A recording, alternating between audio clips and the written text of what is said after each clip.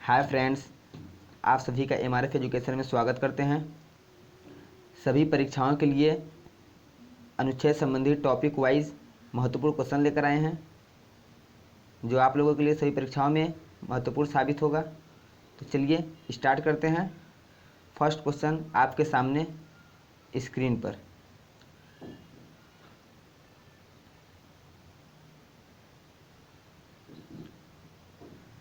भारत राज्यों का एक संघ है, संविधान के किस अनुच्छेद में है? भारत राज्यों का एक संघ है, संविधान के किस अनुच्छेद में है?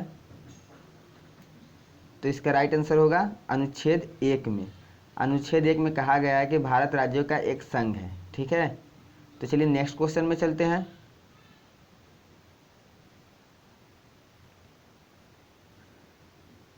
संविधान के किस अनुच्छेद में नागरिकता संबंधी प्रावधान है? संविधान के किस अनुच्छेद में नागरिकता संबंधी प्रावधान है? तो इसका राइट आंसर होगा अनुच्छेद 5 से 11।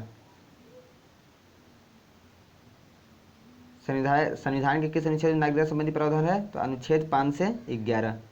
चलिए नेक्स्ट क्वेश्चन पे चलते हैं।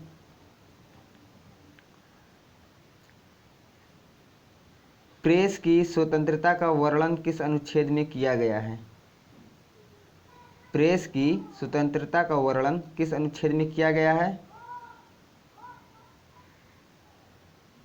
तो इसका राइट आंसर होगा अनुच्छेद 19 में। प्रेस की स्वतंत्रता का वर्णन अनुच्छेद 19 में किया गया है। ठीक है, तो चलिए नेक्स्ट क्वेश्चन पर चलते हैं।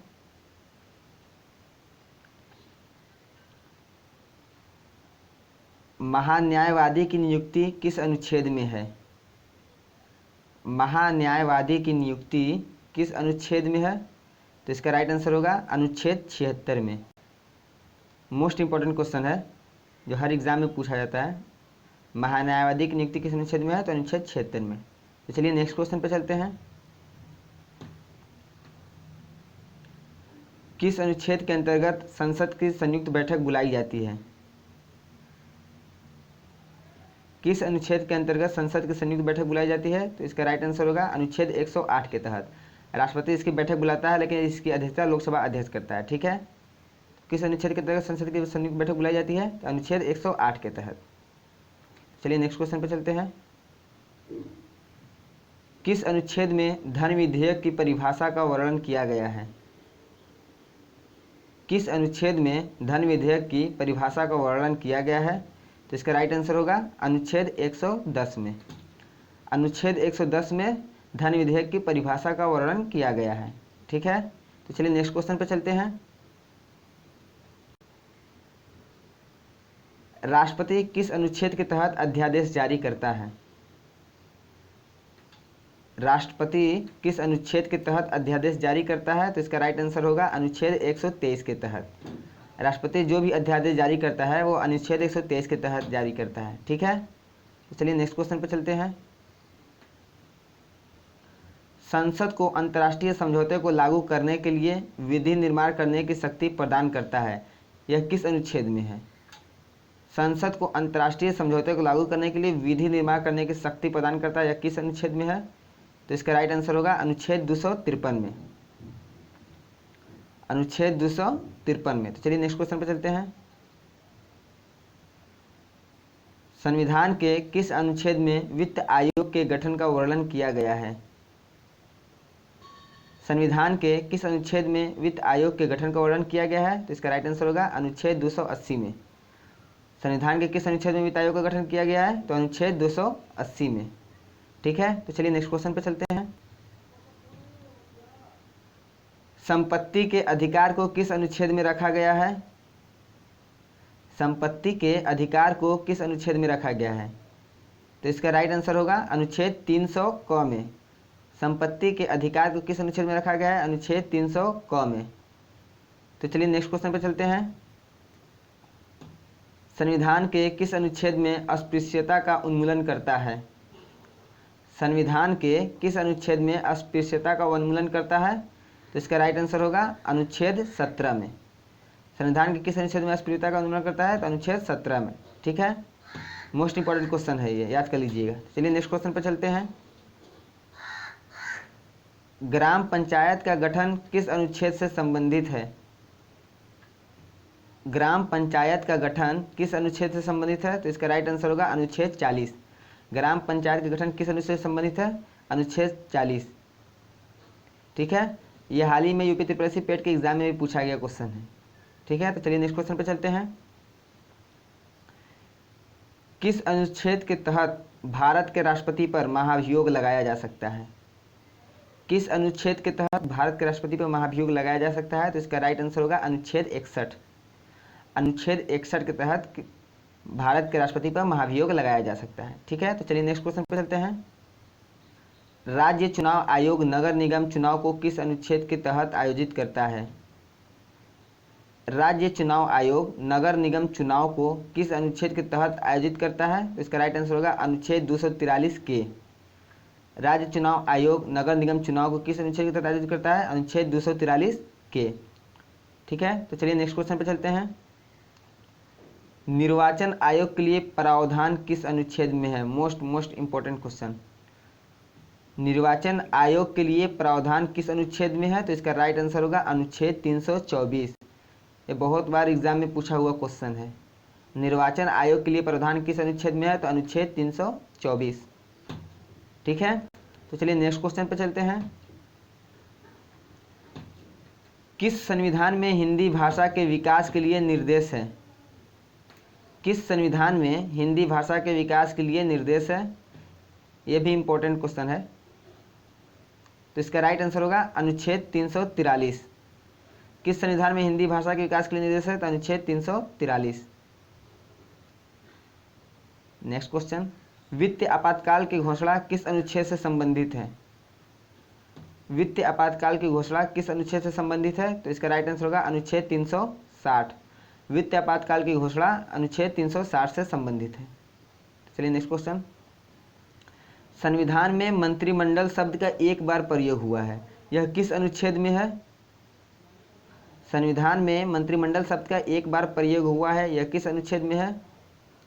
ये भी इंपॉर्टेंट क्वेश्चन है। हम ऐसे क्वेश्चन को चुन कर लाए हैं जो हर एग्ज़ाम में कहीं ना कहीं से पूछा ही गया है। हर एग्ज़ाम में ये क्वेश्चन पूछा गया है, वहाँ से हम चुनकर ये क्वेश्चन लेकर आए हैं। तो इसका राइट आंसर होगा अनुच्छेद 352। संविधान के मंत्रिमंडल शब्द का एक बार प्रयोग हुआ है, किस अनुच्छेद में है? तो अनुच्छेद 352 में है। ठीक है, चलिए नेक्स्ट क्वेश्चन पे चलते हैं। संसद संविधान संशोधन किस अनुच्छेद के अंतर्गत आता है? सॉरी, यहाँ मिस्टेक है कुछ टाइपिंग में। संसद संविधान के संशोधन किस अनुच्छेद के अंतर्गत आता है? सॉरी, संसद संविधान संशोधन किस अनुच्छेद के अंतर्गत कर सकता है? संविधान संशोधन कौन करता है? संसद करता है। ये किस अनुच्छेद में लिखा गया है कि संविधान संशोधन संसद ही करेगा? तो इसका राइट आंसर होगा अनुच्छेद 368 के अंतर्गत। अनुच्छेद 368 के अंतर्गत संसद संविधान संशोधन कर सकता है। ठीक है, तो चलिए नेक्स्ट क्वेश्चन पे चलते हैं। कौन सी अनुच्छेद भारत की विदेश नीति से संबंधित है? अगर आप लोगों को ये वीडियो अच्छी लग रही हो तो लाइक और सब्सक्राइब करना ना भूलें और अपने दोस्तों में शेयर करना ना भूलें। कौन सा अनुच्छेद भारत की विदेश नीति से संबंधित है? तो इसका राइट आंसर होगा अनुच्छेद 51। कौन सा अनुच्छेद भारत की विदेश नीति से संबंधित है? अनुच्छेद 51। ठीक है, चलिए नेक्स्ट क्वेश्चन पे चलते हैं। नियंत्रक एवं महालेखक परीक्षक की नियुक्ति किस अनुच्छेद के अंतर्गत की जाती है? नियंत्रक एवं महालेखा परीक्षक की नियुक्ति किस अनुच्छेद के अंतर्गत की जाती है? तो इसका राइट आंसर होगा अनुच्छेद 148। ये भी क्वेश्चन इंपॉर्टेंट है। ठीक है, नियंत्रक एवं महालेखा परीक्षक की नियुक्ति किस अनुच्छेद के अंदर की जाती है? तो अनुच्छेद 148। चलिए नेक्स्ट क्वेश्चन पे चलते हैं।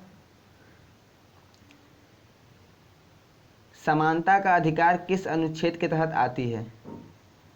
समानता का अधिकार किस अनुच्छेद के तहत आती है? तो इसका राइट आंसर होगा अनुच्छेद 14 से 18। ठीक है, तो चलिए नेक्स्ट क्वेश्चन पे चलते हैं। अनुसूचित जातियों और अनुसूचित जनजातियों के लिए आरक्षण का प्रावधान किस अनुच्छेद में किया गया है? अनुसूचित जातियों और अनुसूचित जनजातियों के लिए आरक्षण का प्रावधान किस अनुच्छेद में किया गया? तो इसका राइट आंसर होगा अनुच्छेद 335 में। ठीक है, तो चलिए नेक्स्ट क्वेश्चन पे चलते हैं। नए राज्य की स्थापना का प्रावधान किस अनुच्छेद में किया गया है? नए राज्य की स्थापना का प्रावधान किस अनुच्छेद में किया गया है? तो इसका राइट आंसर होगा अनुच्छेद 2 में। ठीक है, चलिए नेक्स्ट क्वेश्चन पे चलते हैं। स्वतंत्रता का अधिकार किस अनुच्छेद में है? स्वतंत्रता का अधिकार किस अनुच्छेद में है? तो इसका राइट आंसर होगा अनुच्छेद 19 से 22। ठीक है, चलिए नेक्स्ट क्वेश्चन पे चलते हैं। प्रधानमंत्री की नियुक्ति किस अनुच्छेद के अंतर्गत की जाती है? प्रधानमंत्री की नियुक्ति किस अनुच्छेद के अंतर्गत की जाती है? तो इसका राइट आंसर होगा अनुच्छेद 75। ठीक है, चलिए नेक्स्ट क्वेश्चन पे चलते हैं। राष्ट्रपति के पद की योग्यता का वर्णन किस अनुच्छेद में किया गया है? राष्ट्रपति के पद की योग्यता का वर्णन किस अनुच्छेद में किया गया है? तो इसका राइट आंसर होगा आप लोगों का अनुच्छेद 52। राष्ट्रपति के पद की योग्यता का वर्णन किस अनुच्छेद में किया गया है? तो अनुच्छेद 52 में। ठीक है, आप लोग कमेंट बॉक्स में कमेंट करके ज़रूर बताइएगा कि वीडियो आप लोगों को कैसी लगी। अगर ये वीडियो आप लोगों को अच्छी लगी तो लाइक और सब्सक्राइब करना ना भूलें और अपने दोस्तों में शेयर करना ना भूलें। आप सभी को ये वीडियो देखने के लिए बहुत बहुत धन्यवाद।